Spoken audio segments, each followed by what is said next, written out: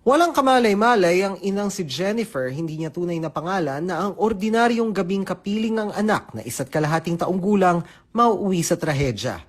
Alas 8 ng gabi, June 21, naghapunan daw ang kanyang anak ng kanin at sabaw. Matapos ang kalahating oras, dumede raw ito bago natulog bandang alas 9 ng gabi. Around 12:40 a.m. po. Di naman po talaga ako usually na gigising ng ganong oras. Pero nagising po ako kasi pakiramdam ko po naiihi ako. Nakita ko po nakadapa siya. Then naamoy ko po na para siyang nag-poop. Nung tinihaya ko na po siya, sabi ko po, parang siyang sobrang lantay niya. Tapos hindi po siya nagalaw.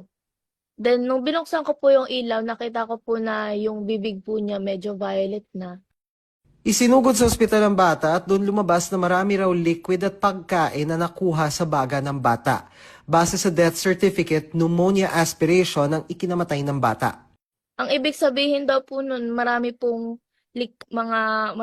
yung mga contents po na galing sa tiyan, napunta daw po sa baga. Na ang dahilan daw po nun, dahil nga daw po, nasuffocate siya, nakadapa siya, ang instance daw po ng tao, pag hindi makahinga, masusuka. Sa case po ng anak ko, nakadapa po siya, hindi po niya nailabas yung suka, kaya po, doon po siya dumaretso sa baga niya. And then, nalunod daw po siya sa sarili niyang suka. Nakadapa po siya, naka-close po ang bibig.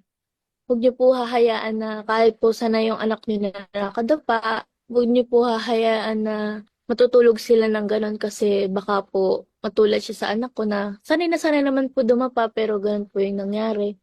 Ayon sa eksperto, base sa pag-aaral, hindi maganda ang pagtulog ng nakadapa lalo na sa mga sanggol at bata. Some of them researchers show that sleeping on the stomach can block the airway because it increases what we call rebreathing. That means they breathe on their own exhaled air. Bumababa yung oxygen mo sa katawan mo. And the level of carbon dioxide rises. So that's really not good. If you have a baby who is in the chest position, hindi nila kayang bumaliktad, no, to stay on the back position already.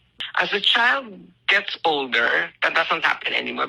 Kaya raw sa American Academy of Pediatrics, ikinakampanya ang back to sleep o pagsigurong hindi pa dapa ang pagtulog lalo na mga bata.